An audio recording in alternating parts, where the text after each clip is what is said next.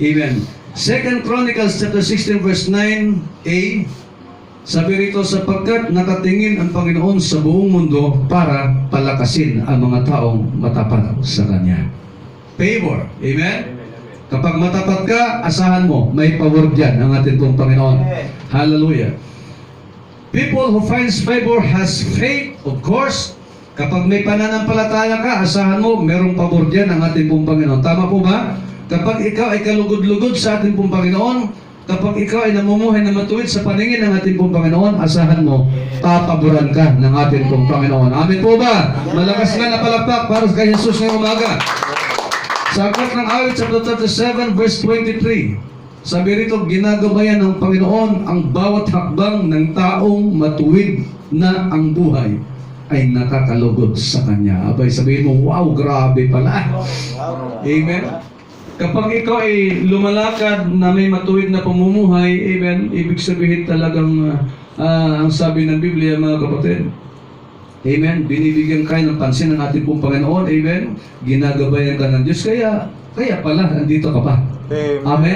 Kaya pala nandito ka, malakas, malusog, wala kang sakit, wala kang cancer, hindi ka nagda-dialysis, amen, wala kang sakit sa puso, amen, nandito ka malakas. Bakit? Merong Diyos na gumagabay sa iyo. Wala ka sa aksidente, wala ka sa hospital, amen, wala ka sa kulungan, wala ka sa sementeryo. Bakit? Araw-araw ay ginagabayan ka ng ating pong Panginoon. Palakpakan natin si Jesus. Hallelujah. May gumagabay pala, Brother Jimmy, sa iyo. Amen. Amen. Kaya kung marami, kahit na hindi mo alam na marami na nagtatangka sa buhay mo, maraming may Diyos na nag-iingat sa iyo. Tama po ba? Amen. Kaya pala nung araw, mga kapatid, kahit ako'y gumagawa ng mga bagay na hindi kalugod-lugod sa ating pong Panginoon, ito po ang kabutihan ng Diyos. Kahit hindi ko ginagawa yung kanyang kalooban, amen, may pag-iingat pa rin sa akin ng ating pong Panginoon. Tama po ba? Pero salamat na lang, namulat ako sa katotohanan na hindi ko dapat ipagpatuloy yung mga bagay na hindi nagbibigay ng kaluguran sa ating po Panginoon. Tama? Amen po. Kaya salamat sa biyaya, salamat sa tsansa, salamat sa kabutihan ng ating po Panginoon, His kindness, His mercy, His grace, at yung pabor ng ating po Panginoon. Kaya hanggang ngayon, buhay na buhay pa rin ang iyong abang lingkod. Hallelujah. Ang aking buhay hanggang ngayon, buhay pa rin. Bakit? Dahil sa favor ng ating pong Panginoon. Amen. Hallelujah. Kapag ikaw ay nasa hospital, mga kapatid, may mga talagang wala ka ng ibang nasa isip, kundi talagang babay na world. Ganun ka na kapag nasa hospital ka na.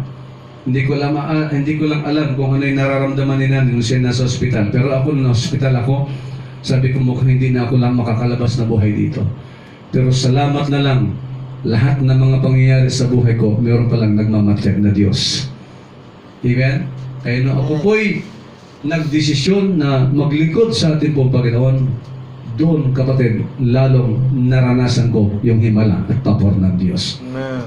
It was 17 years ago, nakalipas. Kung hindi ako nagkakamali, kaya yung buhay ko na ito ngayon, extension na lang ito sa pabor ng ating pong Panginoon. Tama?